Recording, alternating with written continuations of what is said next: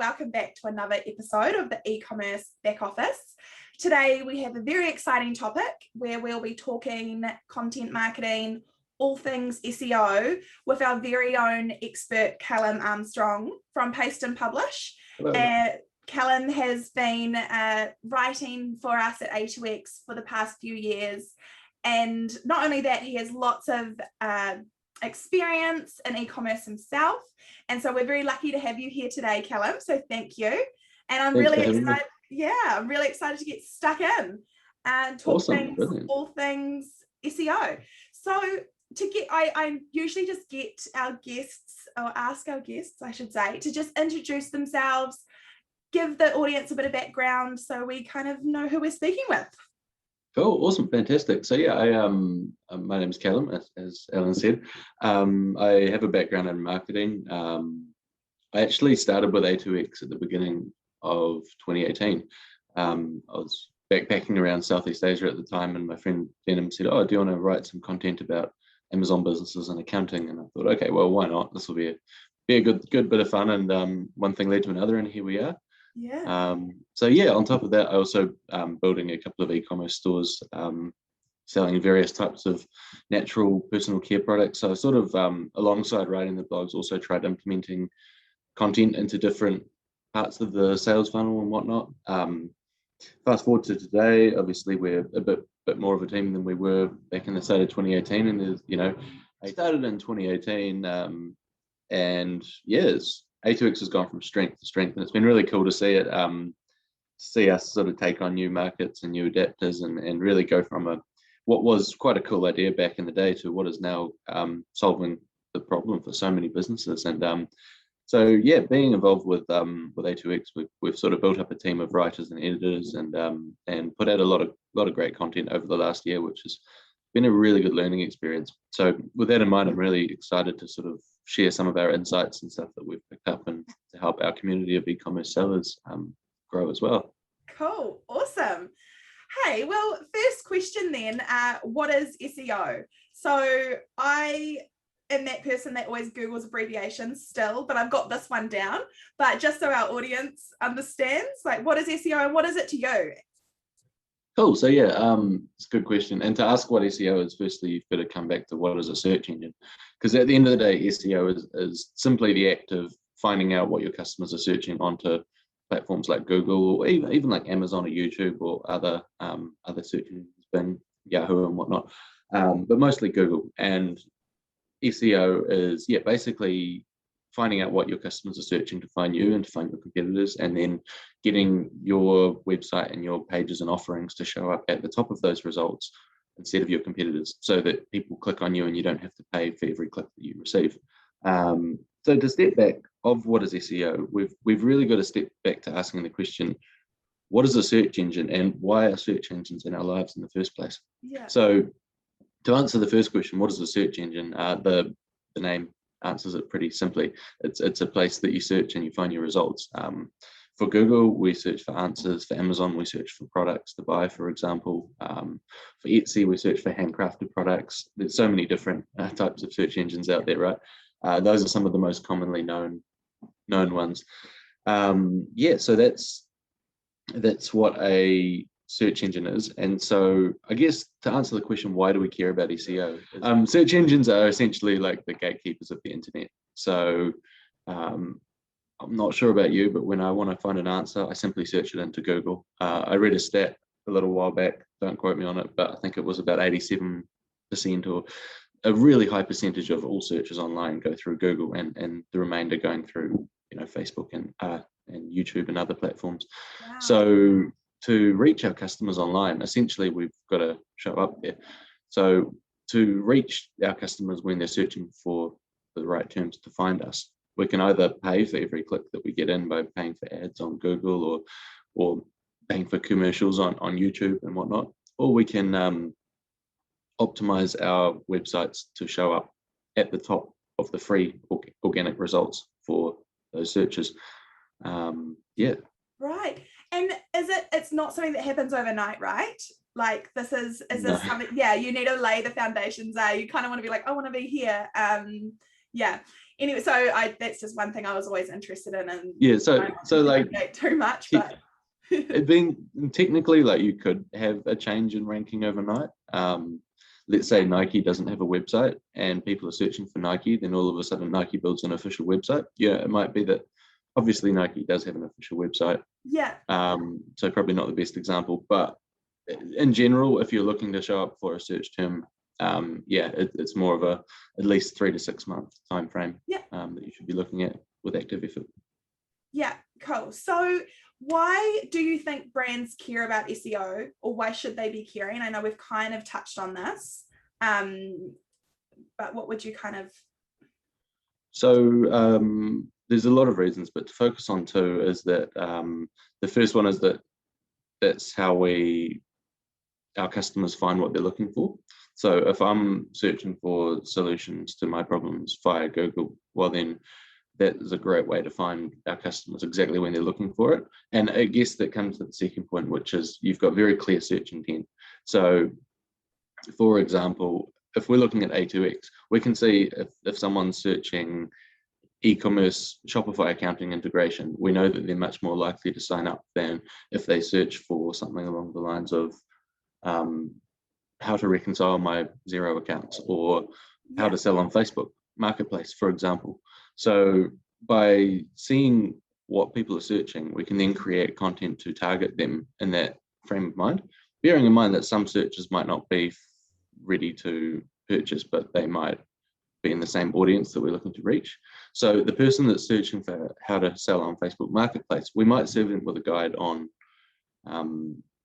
learning how to sell on Facebook Marketplace.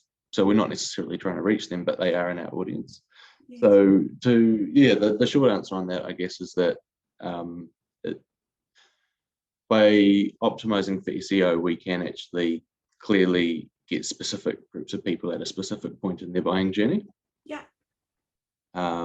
So the other side of the coin with search engines is understanding what they want, because search engines are private businesses and they're showing up for a reason, which is that they want their users' attention. So Google, for example, I'm singling out Google because it's the most popular one. Google has an incentive to get people's eyeballs, to get their attention, and to keep them on the screen, because when they get your attention, they can show you ads that then drive revenue for the shareholders, right? So in that respect, Google has an incentive to optimize, to give users the best experience, to give them the solutions to their questions and their problems as fast as they possibly can, and as comprehensively as they possibly can, so that next time you want to find the solution to your question, you go to Google to find the answer. So to optimize for SEO, in a very simple nutshell, you're basically trying to give people the best solution to their search as quickly as possible. So yeah. Right, so good. Do you think every e-commerce business should have a blog on their website, on their store? Like, do you think that's pretty essential, or is there other ways to kind of go about this? I don't think every e-commerce business necessarily needs a blog, at least not at the outset. Obviously, there's a lot of different stages in growing an e-commerce business. As an example, let's say you're selling hair accessories and your customers are coming off Instagram. It's quite unlikely that they're going to want to spend 15 minutes reading a blog on hair accessories. So for that customer pathway, it wouldn't necessarily make sense to have a blog for them. Right. Whereas if you've got a more information-driven purchase, let's say like you're buying specialist batteries for drones, that's much more likely to have a need for a blog, because there's more of an education component to it. But content isn't necessarily just blogging. Content can be a social media post, that can be an infographic, a well-edited video on YouTube. It can be a webinar, or community polls in a group like the e-commerce back office. Really, the content needs to be tailored to what the ideal customer is needing or consuming in their stages along that buying journey. So yeah. Yeah, cool. Thanks, Callum. All right, so where these people listening today, where should these businesses start? Like, do you have kind of a good roadmap for them if they're kind of new to the content world? Yeah, so That's a really good question. And I guess to answer that, we've been talking about search engines and people finding what they're looking for, but I guess you got to take it back a step to who are the people that we're actually trying to reach.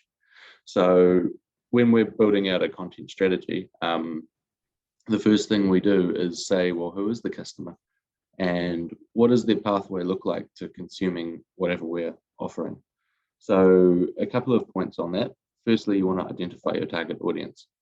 Typically, there are three groups of differentiators that we look at to define that. So firstly is the demographics. How old if they're a consumer, you might say how old are they, where do they live, what's their occupation, profession, do they have a wife and 2.2 children, etc.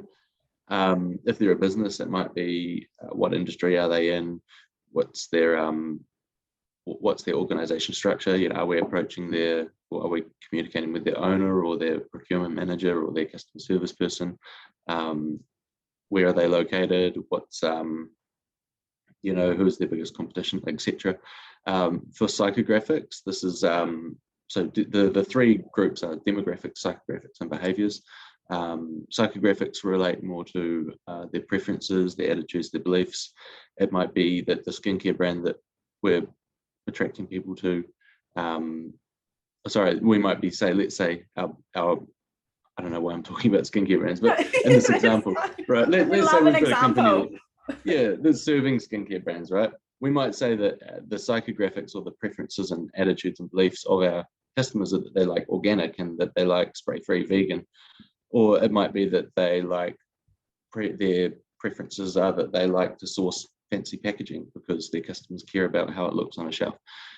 Just as an example, so that might be for business. For an end consumer, preferences might be, I'm just trying to think, like what's a company that what's something that you consume on a regular basis, Ellen? Well, you've said skincare, right? Okay, so skincare, right? Let's stick with the skincare. I've recently found a great skincare lineup. So, cool. Yeah. Awesome. So like, what mattered to you in that consideration? Well, yeah, that's so interesting. So I love this skincare because it's all 100% natural. A lot of skincare, they can say that it's natural, but they actually can hide a lot of nasty chemicals under fragrance. Where I've got quite sensitive skin, and this is just fully, so it's fully natural. It's not tested on animals. And the whole thing is about a recycle. So I buy the pot and then I buy a refill. So I'm not going through all the packaging. Awesome. So this skincare is really trying to change the game and, just constantly purchasing packaging and all of that. And I love that. And it does what it says it will. So there's this, So this is a really good example. Those are your psychographics. Those are your preferences. And if I said to you, how often do you apply it? When do you use it? How often do you repurchase, reorder? Those would be your behaviors. Right.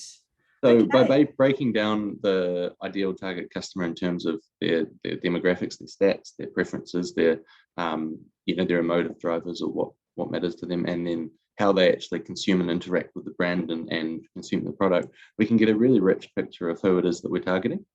Yeah. So once you have that once you have that target customer, the next thing is to really just break down what the pathway is for that person to go from complete stranger to your brand that's never heard of you before to considering whether to buy from you, to purchasing, to repeat purchasing and becoming an advocate and telling all your friends about it. Yeah. So by breaking down that pathway, you can see what the customer needs at each stage, as far as information, as far as content, as far as offers or deals or attention, that kind of solution, right? Yeah. And then breaking that pathway down, as a business, you can then start offering activities, content, promotions, whatever type of interaction you need at each stage to nurture them down to the next stage. So this is, I guess, moving into, from mapping out your customer pathway, you then create what we call a sales funnel. So yeah, basically, and I'm going to show you an example in a moment, just to show you how this might play out in practice. So if we just take a step back, we've identified the target audience of a business. So in this case, we've said skincare consumers like Ellen, right? Yeah. We've identified how they behave, so that you find your information from social media. I'm making a lot of assumptions here, right? Yeah, no, you're not wrong. That people that trust you, people that you admire or look up to, or friends you trust. So their voices are going to be very important. So there's all these different things that we can pull out of breaking down that avatar of that customer. And then, yeah, basically the other thing to bear in mind about targeting, so to take it back a step, serving your customer the best is probably one of the most important things to keep in mind throughout the sales funnel. Yeah. And throughout bringing in your customers online. There's a lot of different areas we can look at, but that's one of the fundamentals that has to be prioritized throughout the journey. And when thinking about your target customer, it's important to remember that we're all different people throughout every single day. So if you think about who you are in terms of how you behave and what matters to you and everything like that, you'll have different priorities in every different interaction. So if I'm calling up the internet company to fix my modem, I'm going to have different priorities and be a different person to if I'm going out for a coffee with a friend, or walking on the beach with a dog, right? Yeah. So by understanding what type of person you're interacting with in terms of their pathway to becoming your customer, that can also help to define and understand who your ideal avatar is. So yeah, so basically that's the buying journey. So to move forward, the next step is we've identified the customer pathway. It's important to remember that the whole idea of building a sales funnel is it's not something that's brand new to the internet or some innovative futuristic model, whatever. It doesn't have to be complex. Sales funnels have been around since well before the internet, for hundreds, if not thousands of years. Yeah. We just never have actually called them that. So as an example, I'll bring up the screen. So here we can look at, this is a job I've been working on just for another business that I'm involved with, but I thought I'd pull it out and just show you what a sales funnel or a customer pathway might look like. So if we look here, this is essentially we're breaking down the steps in the journey from being a complete stranger to being a raving advocate of the brand into a few different stages. So I'll quickly run through it, and then we'll look at how this might look online versus offline and how you can apply this to your business as an e-commerce seller. So to start off with, let's look at the stages that we would break a customer's pathway down into. So firstly, top of the funnel, imagine this like a funnel where there's more people at the top, and they gradually get less people that are more likely to become customers. So what we call this is warming up. So from cold to warm to hot to becoming a customer, right? So top of the funnel is awareness. People don't know us. We're just making them aware of us. And then middle of the funnel is consideration. So people know about us and we want to build trust with them to get them to a point where they're willing to make the decision to become a customer. Action is the point where they're making the decision. For an e-commerce business, it might look like add to cart, initiate the checkout, put in your payment information and make the purchase. Once they've made their purchase, there's the post-purchase. So in the case of an e-commerce business, this would be shipping the order. It would be sending the order confirmation, the follow-up emails, the unboxing experience, the inserts that you see when you get in the unboxing experience. For A2X, what would that be? Someone signs up for a free trial and they convert to becoming a paid customer, and then what happens next, or how would that look? Yeah, I suppose for post-purchase, right, that's actually them using, with its software, it's kind of them using the product and actually achieving success of the product post-purchase. That, unless, and then continuing to like maybe train themselves and learn it better. Would you say that's kind of post-purchase? Yeah, I'd say so, and interacting with the customer service team. And yeah. So then we've obviously got all the content to nurture them there. If you think once someone's made the decision to make a purchase, there's a group that will buy once and then they'll never come back. That's okay. It's just, part of the numbers game. There's also a group that might purchase once or twice more, but they don't really want to be too actively involved with the brand or tell it to their friends, but they will come back and buy your laundry detergent every month to keep their clothes clean. And then there's a group of people, if we're doing it right, that will say, this is awesome. XYZ skincare brand has solved my dermatitis and acne and I have to tell all my friends about it, right? Or A2X has solved my e-commerce accounting problems and like every other seller I know needs to have it because it's been such a good solution, or whatever brand example. So these advocates, what we hope to happen or what we aim to happen is for them to go and bring their friends and their colleagues and their contacts in and tell everyone about it, which brings them up to attracting new people into the sales funnel. So at a very high level overview, this is what a pathway looks like. So we've broken down, firstly, we've identified who our customer is, their demographics, their age, income, location, etc., their psychographics, their preferences, what matters to them, the reasons that they should have to believe in our brand. And then we have the behaviors or how they interact, how they behave, especially in relation to their purchasing journey with the brand that we're talking about, our e-commerce store or whatever we're designing the sales funnel for. And then the next stage is that once we've deconstructed the pathway, we put activities into place at every stage along that pathway, which allows us to really just target them well along the way. So to put people into these buckets, we need criteria for what defines when they move from one bucket to the next. So in the example of an e-commerce business, run through it in terms of what that looks like. Yeah, please. Okay, cool. So here's an example. This is an online store that also has a physical shop, so we can run through it. In the online store, we'll start with the physical shop because this can sort of give you a comparison to what it looks like for this business online versus offline. So in this example, it's a shop. They've got a retail store in a local city and also an online store that sells. So in the retail shop, for someone to go from not knowing the brand to becoming aware of the brand, they might have found out by word of mouth. Their friend might have said, hey, check out this shop. I think you'd be really interested in it. They might be walking past the shop and see something in the window or, smell some fragrance coming out of the store and say, let's say that's skincare brand, and they might walk in, or that, they might see them at an expo or an event or something. So then when they walk into the store and they start walking around and looking at the products in the shop, that is when they're in this awareness stage. They're not ready to buy, they're not ready to consider actually purchasing something, but they're interested. They're like, what's in the store? What is there for me? So to measure that, we can look at, in the example of this shop, how many people each day or each week or month are entering the physical store. So once they walk in, you might see them trialing products, picking them up, reading about them. Eventually, you might see that person picking up a product and walking around with it. Sort of like when you're in the supermarket and you put a can of baked beans in your trolley. You're obviously interested in the baked beans.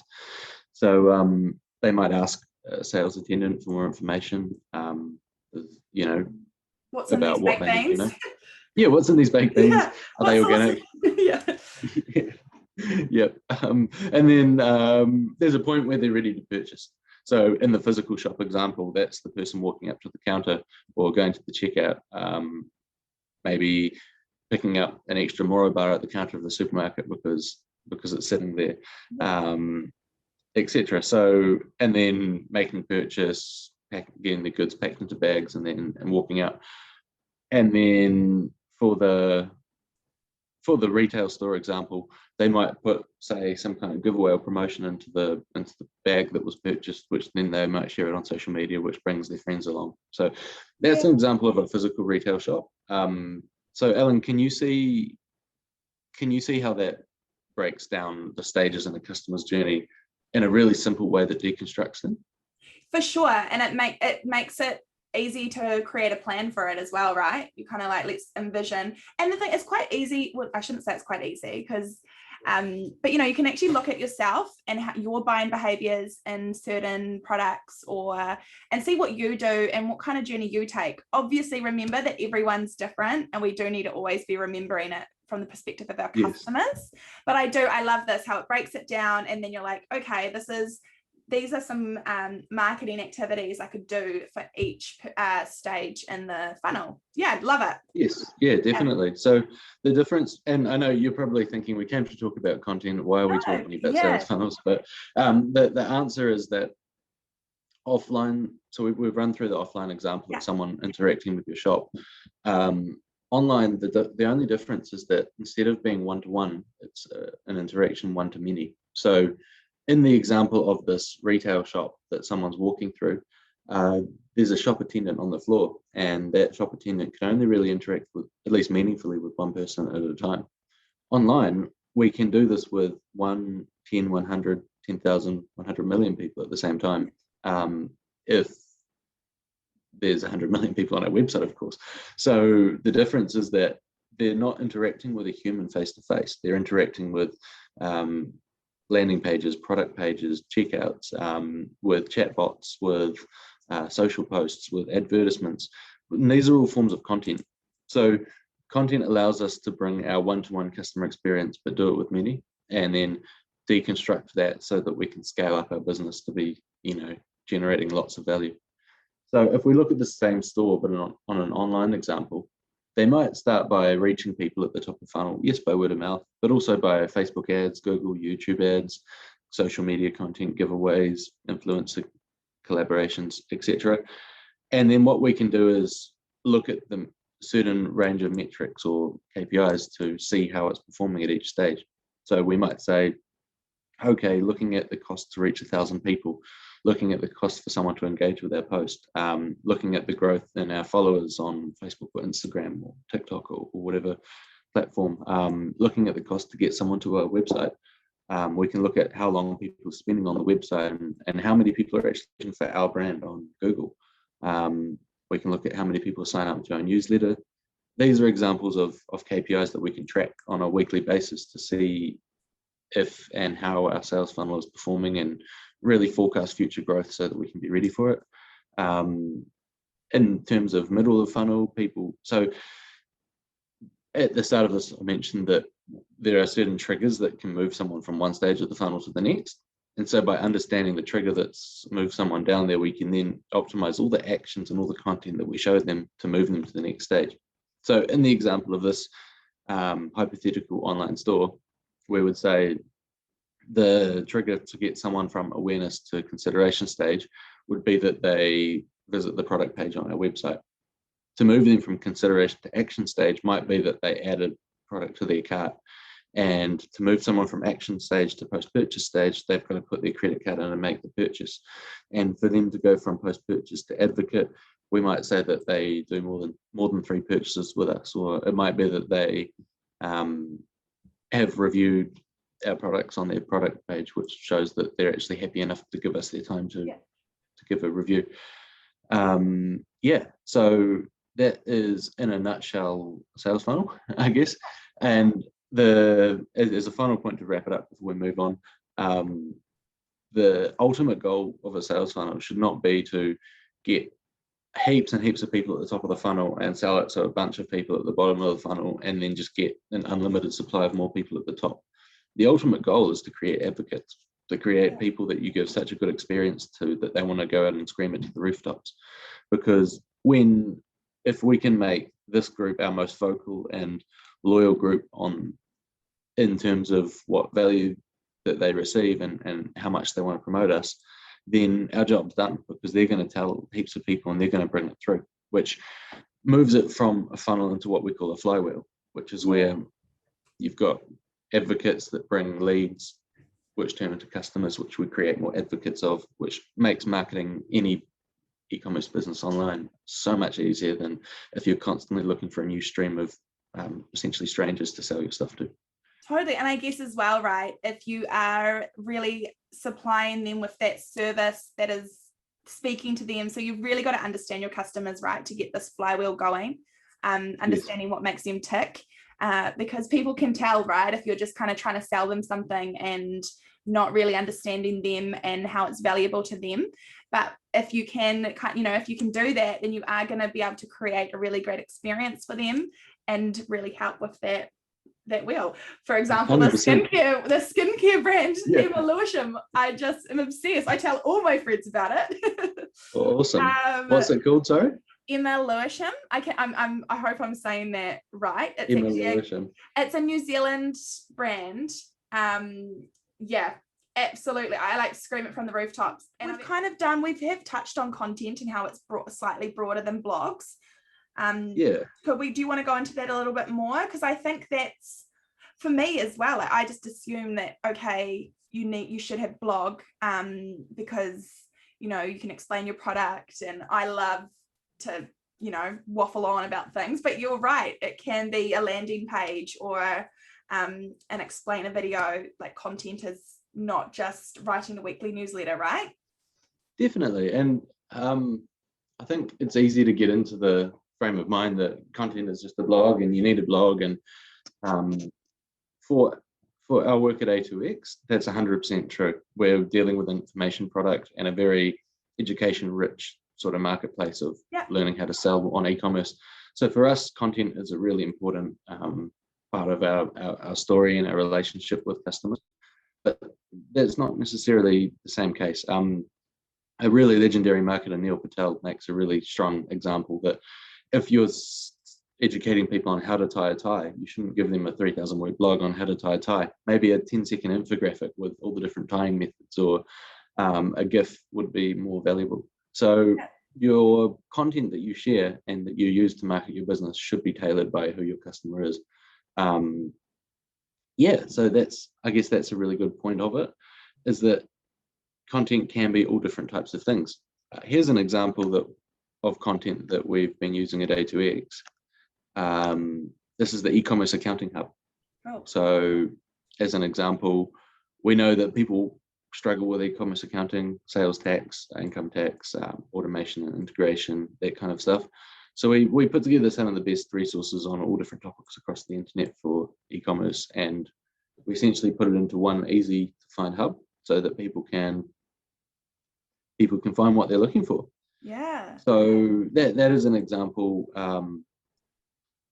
And yeah, that's one example of an e-commerce accounting hub. But yeah, it might be that you have a landing page, it might be a product page, and the content that you focus on might be hand-drawn line art to show that you've got a 30-day money-back guarantee, and or perhaps how to. Allbirds has a really good example. If you look on the Allbirds website, you'll see that they don't do too much in the way of blogs, but if you open their newsletter or you go on their product pages, there's a lot of animated GIFs and really simple graphics and simple text that tells you what you need to know. Yeah.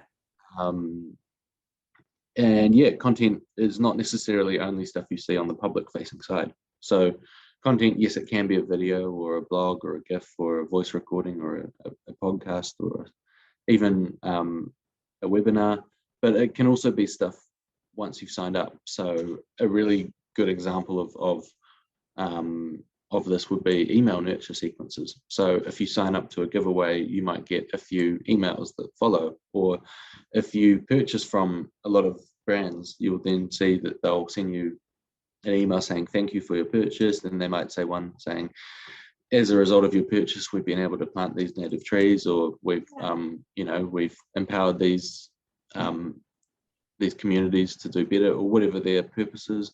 You might then see another email saying, would you like to review us? And out of 10, how likely are you to recommend us to a friend? So these are email sequences. Is another example of content going out there. Yeah. How important is it to inject your brand voice or your tone through all your content? I mean, that's one thing, because it's kind of hard to do, right? Sometimes try and find your voice and how you want to speak to customers. Do you kind of make a little plan? I know I'm kind of going off topic slightly here, but no, that's a good question. 100%. Yeah, I think it's really important. It definitely depends, I think, largely how much branding drives your content.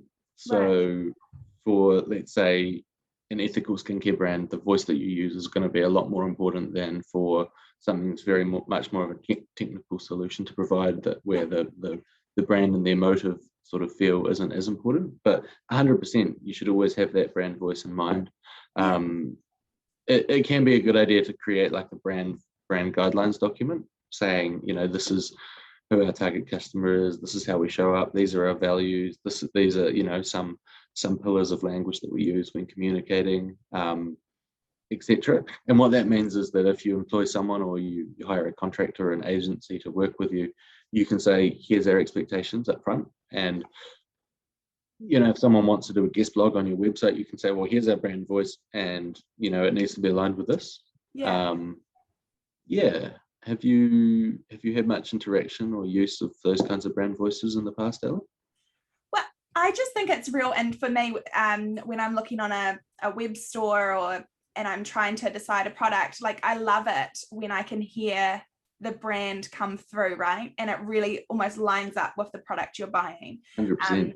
And injecting that personality into it, because you don't get that one-on-one in a physical store anymore. And I feel like it's a really cool opportunity to show who you are to your customer. So definitely I would say that that's something that would, make a business stand out over another business. Absolutely. Yeah, for sure. So this, sorry. No, that's it.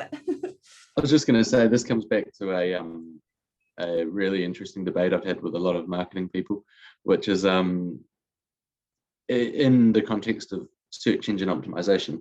You've got, on one hand, a group of people that believe, well, if people are searching for these keywords, we should optimize for the search engine, or optimize for Instagram's algorithm or Google's algorithm, and show them what, use keywords in a special way to make sure that you show up. And then on the other end of the spectrum, you've got a group of people that say, well, the customer is what matters, and you should only, there's a brand voice, and you should speak exactly in that voice, so that tone of that voice. And if you miss out on certain keywords or certain calls to action, it doesn't matter, because you're just focusing on the relationship with your customer.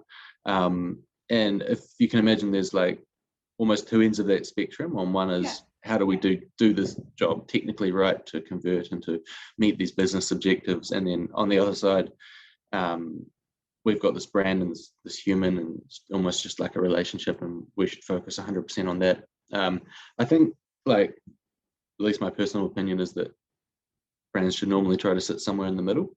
Sure. And maybe, depending on the level of emotional investment into the brand, then you should maybe veer a bit more to one side or the other. Yeah. So, for example, let's say you're a lawyer selling services on how to write up your trust deeds. Your emotive, we got your sister, we're gonna make your will the best around. Like, real good. Probably not that important. But if you're selling organic skincare, you probably don't want to start talking in Latin names of the ingredients and talking about scientific phenomena, right? Yeah, such a good point. Yeah. So it's interesting. I don't think there's one right answer. I think it really depends on the brand that you're running and the relationship that you want to have with your customers and where you want to sit in the market. So I imagine there's going to be quite a few different people watching this video, but if you've got a brand new company, you've got a great opportunity to create it into what you want. If you've got an established company and you're wondering if maybe you should switch up your voice or the way you communicate, you might want to start looking at your competitors and where they sit. But also, if you're looking at your competitors, it's easy to say, well, they're playful, they're serious, they're cheap, they're luxurious. The key thing to remember when looking at your competitors is that they all have, well, ideally they should all have their own target customer they're reaching, and their target customer is not necessarily the same as your target customer. So if you ever say, like, how do we change our voice, it's important to think, well, what's that in terms of the context of who we're targeting? Yeah, for sure. This is just so great, Callum, and it's such a massive topic. I mean, they're all massive topics, but that's definitely, sure, I think, like one aspect to an e-commerce back office, something that's going on behind the scenes that can really help a business be successful. So thank you so much for running through all of these great points. At the end of each kind of interview conversation, I like to kind of ask, what are 3 things that a business could do today, or action straight away, to help them on their journey of SEO and content marketing. What would you recommend? So I'll share 3 actionable things you can do today, and then 3 places you can go to learn more. How about that? Oh, yeah, great. Okay, cool. Overachiever. Thank you. I'm reading stuff off the screen actually, but I shouldn't say that. So 3 actionable things you can do from today. Firstly is clearly identify your ideal customer. So come back to the demographic, psychographic behaviors. Come back to, if you've got customers, maybe talk to your best customers and ask what matters to them, why they buy from you over other people. But really just get clear on who that is. There's no right or wrong way of doing it. And you don't have to have it perfect from day one. But if you have a picture of who your customer is and you find that it's actually someone else that's, it's a different type of customer that's more profitable or more easier to deal with, or who you want to reach, you can change it, but you have to know who you're targeting before you can target anyone. Otherwise, you're just like shooting a shotgun, right? Yeah. The second actionable thing you can do is using this avatar or this customer, outline the pathway that they take to become a customer and the activities or the content that you need to create at each stage of the funnel to get them on board. And from that, really identify what the metric is that moves them to the next stage of the funnel. Is it that they visit your website or your product page? Is it that they schedule a demo with you? Is it, what are the steps in becoming a customer, so that then you can know how many people you've got in each bucket, what the percentage conversion rate is, and then if you get, say, 1,000 people to your website product page, how many of those are going to be customers at the bottom, so that you can deconstruct and break down your activities for growth. And then the next one is prioritizing what needs to happen first based on what's going to make the most impact. So in marketing, it's really easy to try and do 1,000,001 things that don't generate return. And it's really important to pull in the 80-20 principle and pull in what's the lowest hanging fruit. And prioritize that. You might decide that you have the time available to learn and do it yourself. You might decide to go on a website like Upwork and pull contractors in that can help you. You might hire an agency. Whatever you do, you need to know who that customer is, because without that, you're just shooting out there trying to find people to buy your stuff, really. We put so much work into so much content on there to help you succeed with your marketing and succeed with your back office. On that note, the e-commerce back office, our Facebook group, we share fresh tips all the time, ways you can grow the e-commerce accounting hub. Basically, just go to A2X's website and there's heaps of content there. Really good. And it's more than just marketing. It's tech, automation, everything else. Secondly is neilpatel.com. He is quite a well-known marketer. He's also got a tool called Ubersuggest, which is very good for search engine optimization. He's got quite a range of free digital marketing unlock video courses where you can learn pretty much anything you want about digital for free from him. And the last one is backlinko.com. The author of this blog is called Brian Dean, and he's very, very forward-thinking when it comes to content marketing. I've actually learned a lot of what I know from those two. And if you want to learn more, 100% check them out. Hope that's helpful. Oh, this is so helpful. Anyway, I'm just going to finish and say thank you so much. Oh, pleasure. But that was really great, and I hope that people have learnt lots today and they've got a starting point, and that content doesn't need to be a blog. It can be lots of different ways that you interact with your customers on your websites and emails and all of that good stuff. So thank you. Awesome. Cool. No, thank you. Awesome.